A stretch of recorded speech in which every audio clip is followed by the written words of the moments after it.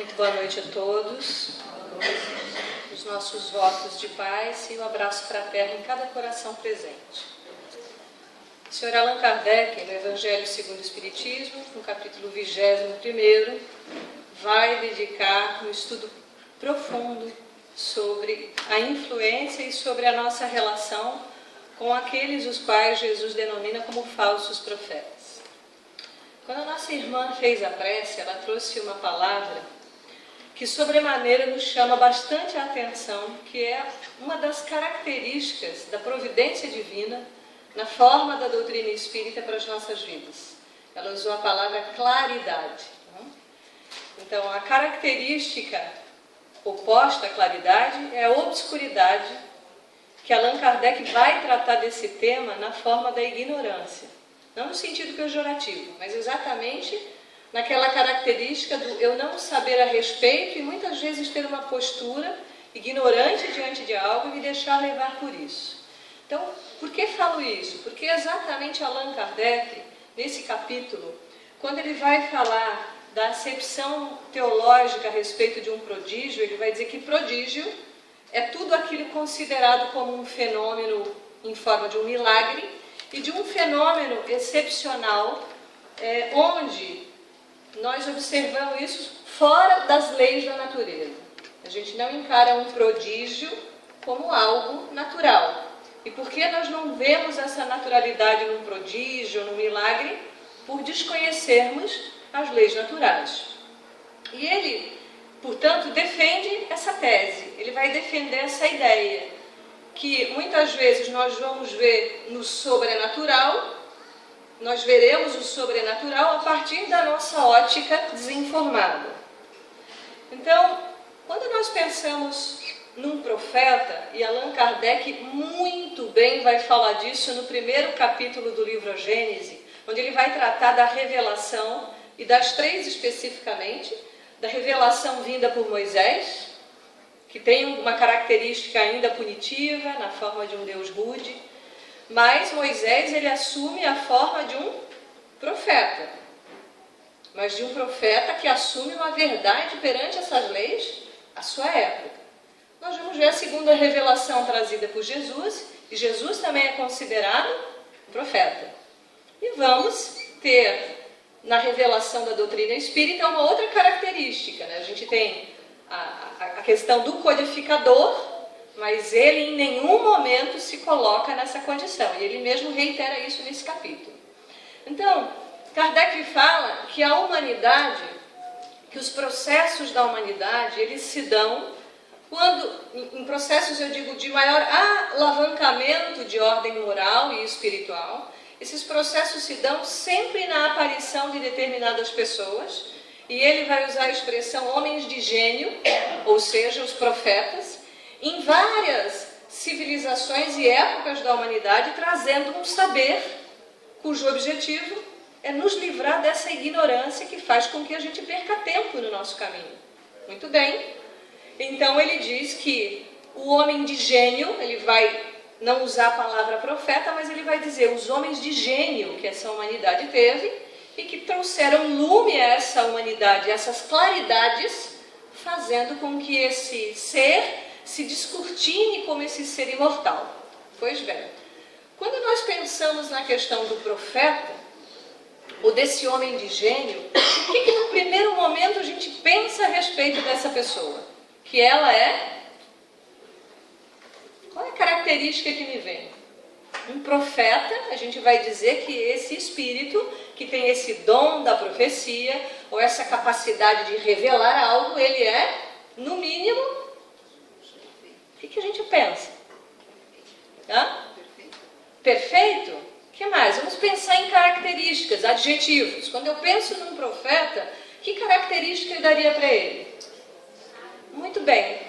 Essa palavra ela é bastante pontual. Então, quando eu vejo alguém que na primeira visão, no meu primeiro olhar, ela faz algo que a natureza não explica, eu digo que ela é especial. Se ela é especial, ela é diferente, né? E muitas vezes, por ser diferente, ela ocupa um lugar que eu não ocupo. Então, nós precisamos falar de um fenômeno natural que vai ser profundamente abordado na segunda obra do Pentateuco, o Livro dos Espíritos, que é o Livro dos Médiuns. Então a gente precisa ler textualmente isso e pontuar algumas características. Todo aquele que sente num grau qualquer a influência dos espíritos é por esse fato médium. Então, toda e qualquer pessoa que sente num grau qualquer, pode ser em qualquer grau, é médium. Então, Kardec diz que todos nós somos médiums. Todos nós. Aí você pode pensar, puxa, mas eu sou pedra, não sinto nada. É também. Porque sente algum tipo de influência. E quando nós pensamos no espírito imortal, que somos, e nós estamos no grupo dos encarnados, nós não nos influenciamos quanto encarnados, sim ou não?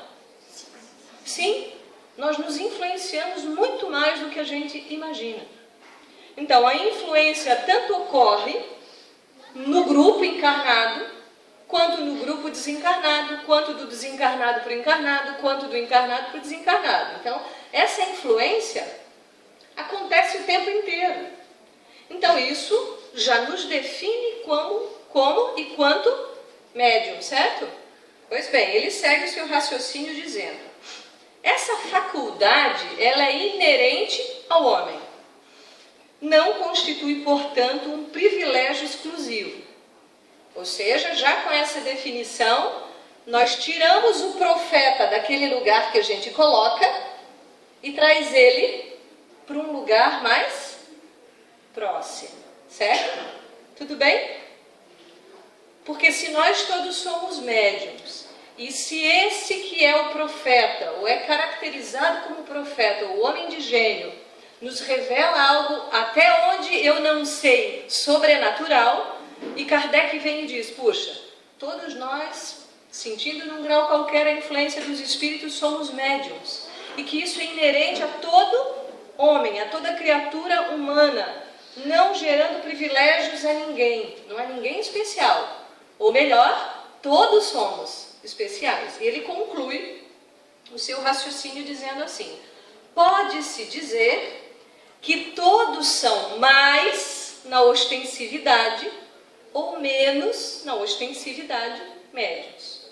Então existem aqueles médiuns que têm as suas faculdades mais alargadas, há mais percepções, porque há um comprometimento maior, certamente.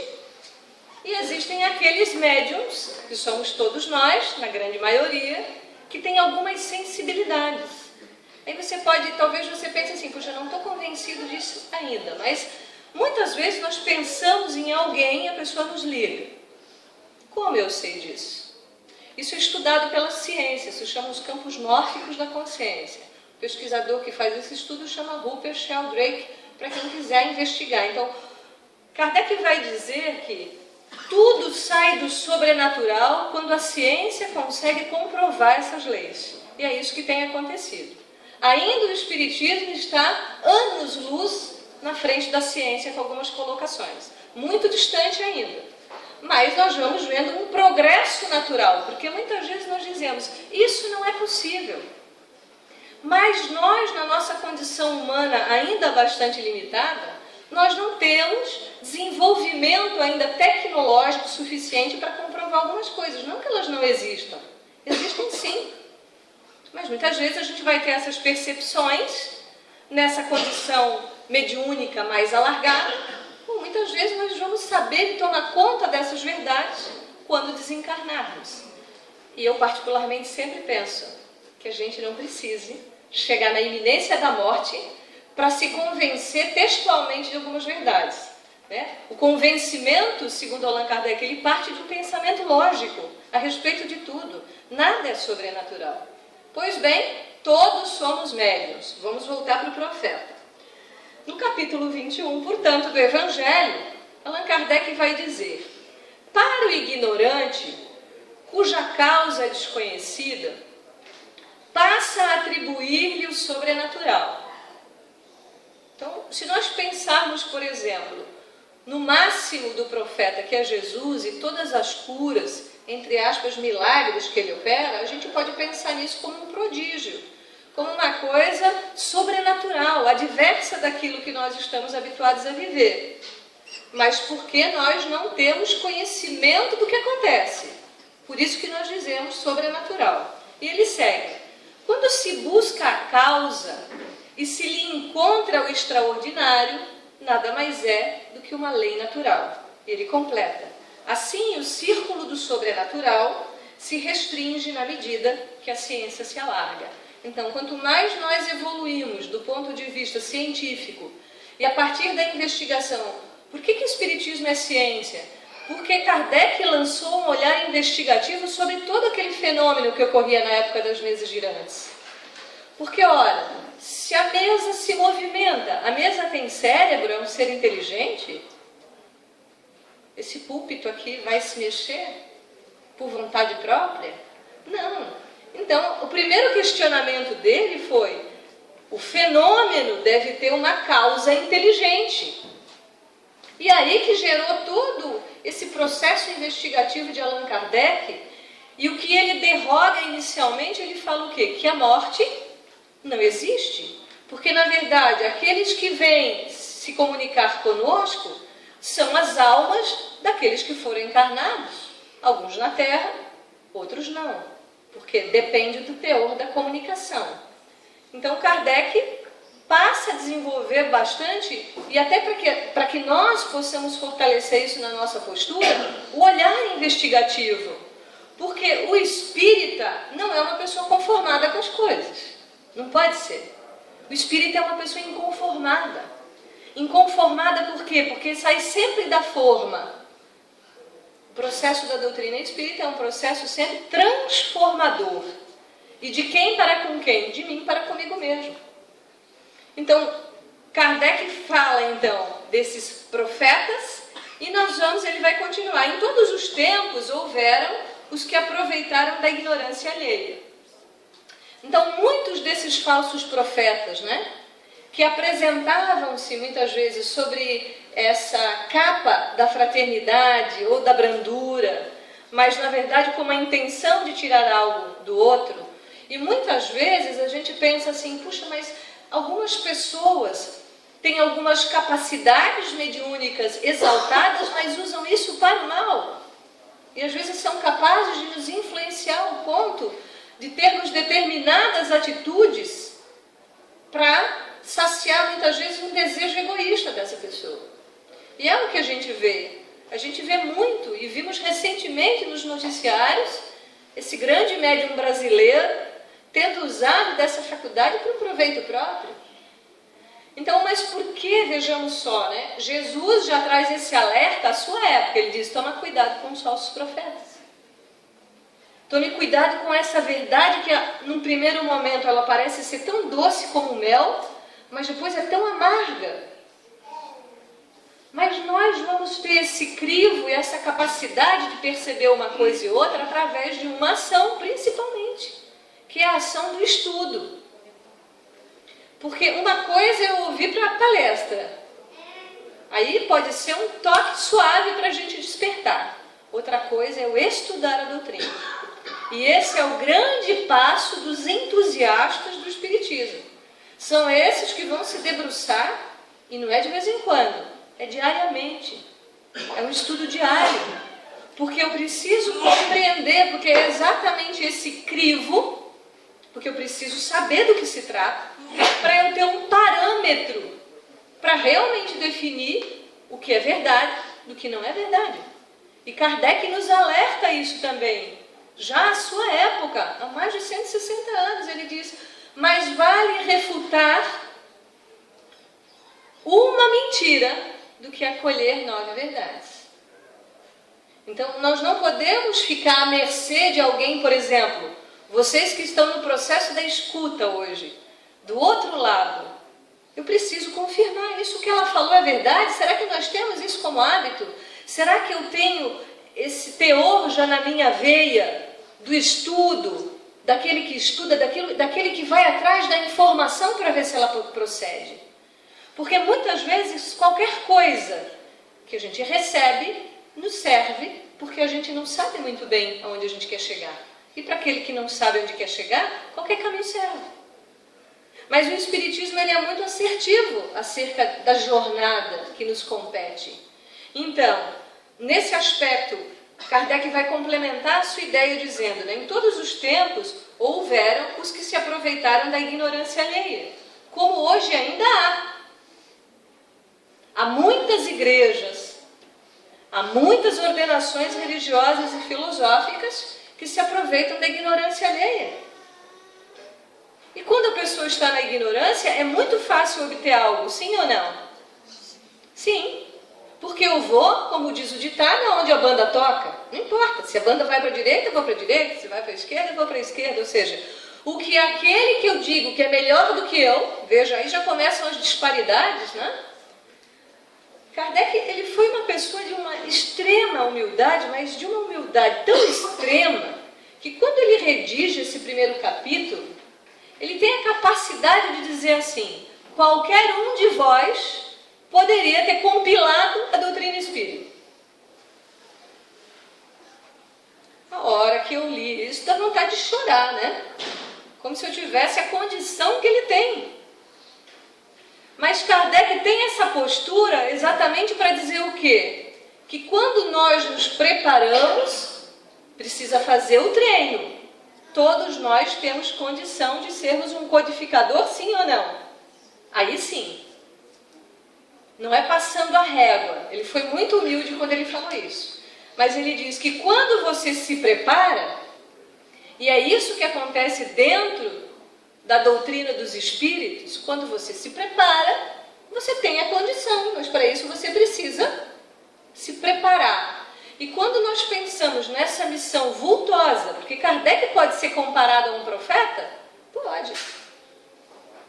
Porque a sua genialidade está muito acima da média, mas ele diz que isso tudo está relacionado ao tempo de peregrinação dessa alma.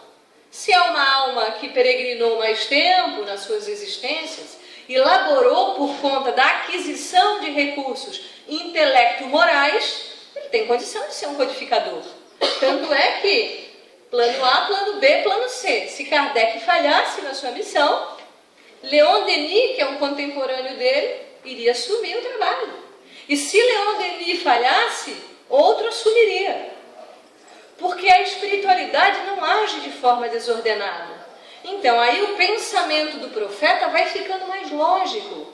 Porque quem é o profeta, se não aquela alma que já amadureceu nas suas experiências, que angariou saberes, que angariou algumas desenvolturas, que alargou aptidões, e, portanto, ele tem condições de assumir aquela tarefa. Porque, vejamos, ser um profeta é uma tarefa fácil? Os profetas foram recebidos com beijinhos e carinhos e caixa de bombom e flores? Não, porque essas grandes almas, elas têm condição moral de suportar grandes dores. Por isso que são chamadas na Índia de Mahatmas, de grandes almas. Porque uma grande alma, ela se robustece na moralidade, na aquisição de valores morais.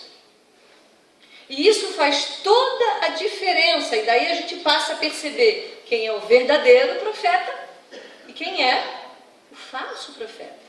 Porque muitas vezes esse que se diz o profeta, se nós investigarmos bem, ele pode ser até uma pessoa muito bem articulada do ponto de vista da sua fala, ter uma ordenação de ideias, ter um intelecto avantajado, mas do ponto de vista moral é uma pessoa absolutamente vazia.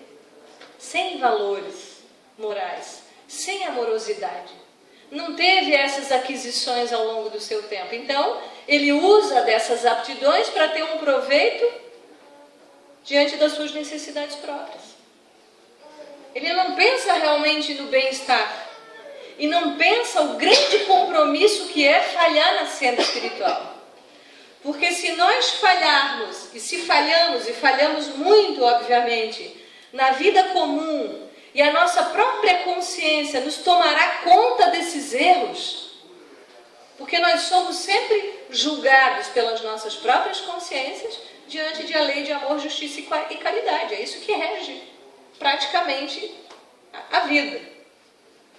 Então, se eu que estou no senso comum vou passar por esse momento de encontro com a minha consciência, dentro de um viver bem normal, agora vamos multiplicar isso. Eu não sei se a gente põe no N potência, para imaginar que nós não sabemos o quanto de compromisso que se gera quando nós assumimos um papel e viemos com isso assumido, na maioria dos casos, viemos com um compromisso de uma existência, termos esse papel de um revelador, de um professor, e o próprio Allan Kardec vai falar, a função do professor é uma função de revelador, de desvelar saberes.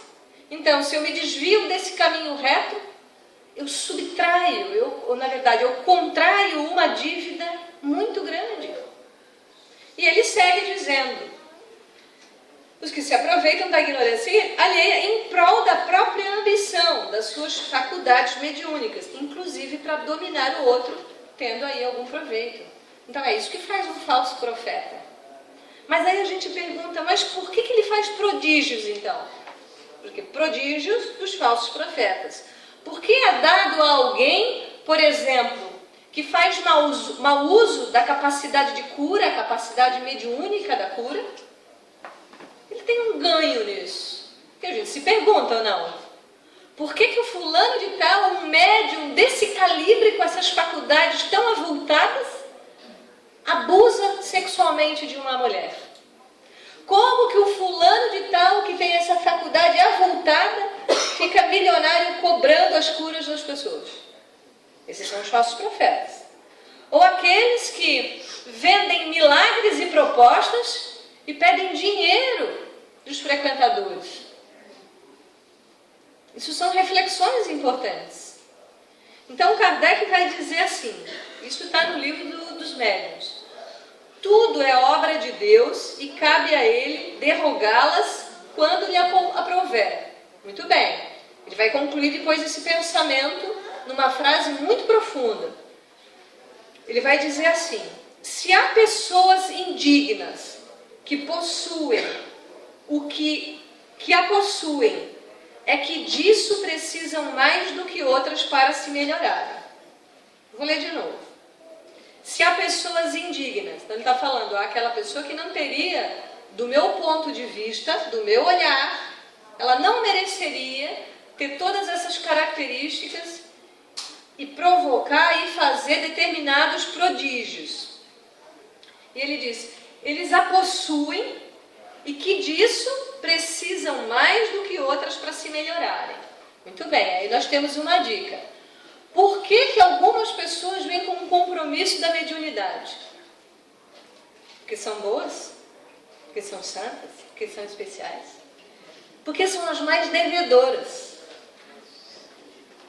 São as mais comprometidas consigo mesmo e com a ordem que rege a vida. Então, às vezes, a gente se sente muito especial porque é médium. Mas a gente esquece de fazer o estudo devido. E de refrescar nas nossas memórias que, se Deus nos confere alguma aptidão, é porque exatamente nós estamos nessa categoria. Porque aqueles que mais precisam, Deus vai dar mais condições de se melhorarem. Olha como fica estreita essa porta. Fica ou não fica? Fica muito apertadinho esse lugar. Porque às vezes a gente se acha, e não só do ponto de vista das aptidões mediúnicas, mas qualquer aptidão que gere um destaque nas nossas vidas, tenhamos cuidado. Que a gente tenha muito cuidado, porque facilmente a gente pode se pensar e se sentir melhor do que os outros. E Kardec continua. Pensas, ele diz, pensas que Deus recusa meios de salvação aos culpados? Porque nós temos um atavismo, nós temos uma cristalização no nosso psiquismo de que pau que nasce torto... Qual é o ditado? Pau que nasce torto? Não, mas eu já fiz uma mudança nesse ditado. Pau que nasce torto vira bengala e vai servir para alguma coisa. Pelo menos vai dar um apoio para alguém que precisa. Porque a ideia que nós temos é que o pecador nunca terá salvação. Que que aquele que muitas vezes se mostra intransigente e difícil na sua forma de viver, não vai ter oportunidades para o seu sorrimento. Então a gente adentra a doutrina espírita e esse paradigma é quebrado totalmente. A gente observa pelos estudos e pelo raciocínio lógico que qualquer espírito terá tantas oportunidades quantas lhe forem necessárias para o seu alinhamento interno, alinhamento com as leis divinas, porque o que gera o sofrimento é quando eu me afasto de Deus.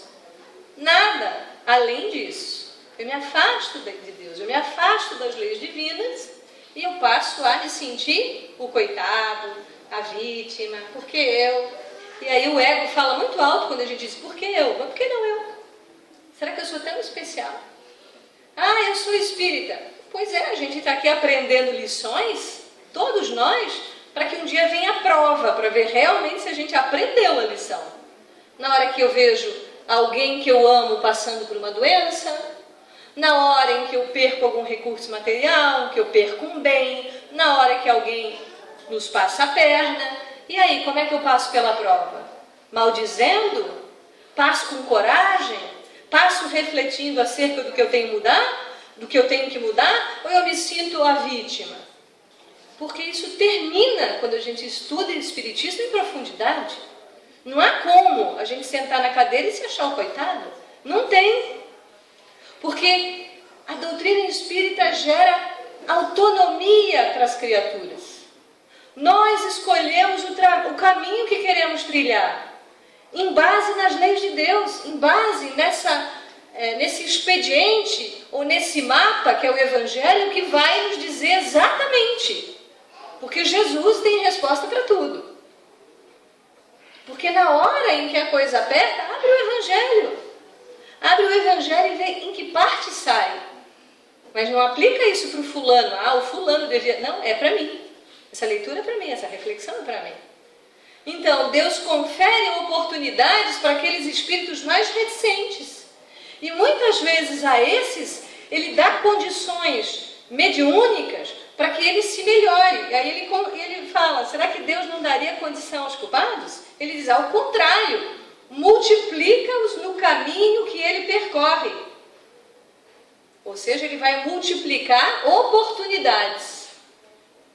Mas aí, na ignorância, a gente se acha muito bom, porque tem uma característica mediúnica. A gente se acha acima do bem e do mal. A gente se acha inatingível. Mas a Deus, segundo ele, né? Deus vai derrogar essas faculdades quando ele aprover. Então, essa característica mediúnica, ela pode ser sustentada por um período, mas se eu estou perdendo praticamente essas oportunidades e gerando mais débitos, ao invés de ter uma vida, uma existência progressiva nessa evolução, eu posso ter interrompida, inclusive, uma existência.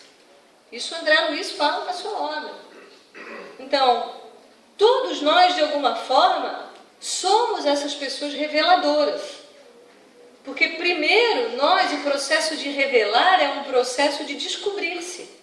Então, Kardec vai dizer, o verdadeiro profeta se reconhece por mais sérios caracteres e exclusivamente morais. Não há como a criatura falar algo e fazer outra, díspare. Prega a benevolência, mas não ajuda o próximo. E há poucos dias nós ouvimos uma história que se passou em Itajaí de um pedinte no semáforo, e a colega baixa e dá para ele uma fruta, e ele diz, pois acabou de passar o fulano de tal lá da igreja que eu vou, fez de conta que nem me viu, eu vi, era o pastor lá, o fulano de tal. E quantas vezes nós somos abordados no semáforo e abrimos a janela, pelo menos para olhar o rosto da pessoa? Porque isso é uma dignidade, né? Não tenho dinheiro ali, mas, puxa, tem uma casa espírita, eu tenho um trabalho que é feito de assistência e promoção social. E muitas vezes nós ouvimos, nossos espíritas geralmente fazem isso. E isso aumenta muito mais a nossa responsabilidade como espíritas. Porque a conduta é em todo lugar. A conduta espírita não é de ocasião, não é dentro do centro. Eu não sou o médium só no dia do passe, do tratamento espiritual, ou eu sou o médium no dia da reunião mediúnica, não. Nós temos que observar e vigiar essa conduta o tempo todo. Então, de certa maneira, nós vamos passando pelo processo dessa autorrevelação de quem somos verdadeiramente, para gerar essas aquisições que vão nos fazendo assumir outras tarefas. Então, dentro do Espiritismo, nós temos os palestrantes que não são pessoas especiais tampouco. Não há dentro da doutrina espírita postos fixos. Nós entendemos que nós estamos trabalhadores aqui nesse momento. Mas nada vai nos garantir que na próxima encarnação, como é o sonho de muita gente, eu quero nascer num lar espírita. Eu quero nascer num lar espírita, ter pai espírita, avó espírita, avô espírita. Porque daí eu já vou ser encaminhado. Aqueles que estão sabendo mais vão nascer em outros lugares que não são espíritas. Porque de que adianta eu me preparar para nascer num lar espírita? Que sentido tem? Se essas verdades e esses saberes já vão se colocando dentro do meu psiquismo de forma natural, eu vou reencarnar num lugar que não tem essa concepção. Para que o pensamento da doutrina dos espíritos se alargue por esse planeta. Porque, veja que interessante, qual é o espírito que vai colaborar mais? Se eu nasço num lar muçulmano, ou, por exemplo, eu vou nascer lá num lar materialista, agnóstico total, nasce uma alma ali que já traz esses saberes. E nasce aquela criança,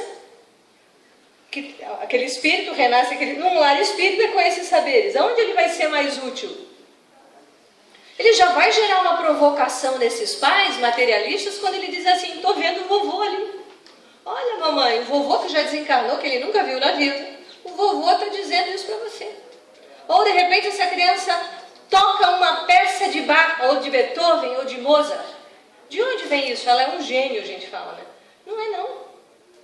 Ela é um espírito que se habilitou na arte da música e, portanto, tem condição de tocar a peça e outras.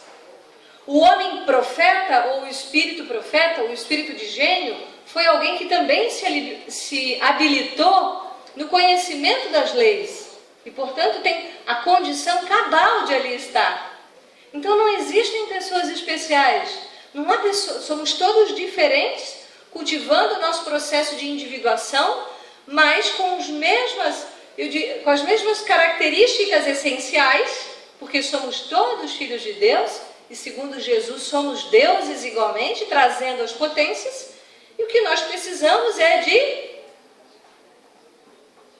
tempo. Tempo de estar nessa reencarnação e aprender. O tempo que a gente vai deixar essa reencarnação e vai continuar aprendendo e estudando. E a gente se mune desses saberes e volta de novo. E às vezes a gente põe uma encarnação a perder, e põe. É muito fácil botar a perder, muito mais fácil do que ter uma encarnação exitosa. Ora, se eu me debruço nos estudos, porque eu estou sedento, eu não aguento mais viver essa vida. Ou essa vida material não tem as respostas que nós procuramos. Essas respostas não estão nessa vida material. Porque então eu compreendo a figura do profeta, a figura de Jesus. Porque a gente para de falar assim: mas eu não sou o Chico Xavier. Mas não é para ser mesmo, Chico. Você é você, eu sou eu.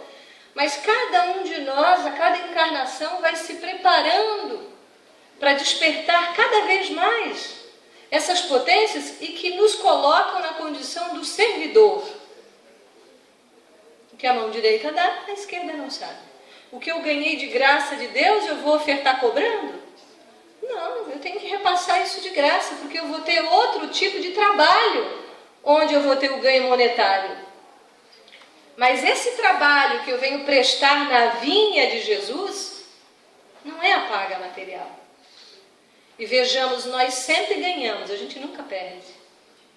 Porque a vida é um processo abundante de aquisições. Às vezes a gente pensa, perdi algo, né? Um imóvel, um dinheiro, mas na verdade, às vezes, daquela perda material nasce uma característica espiritual que não tem preço.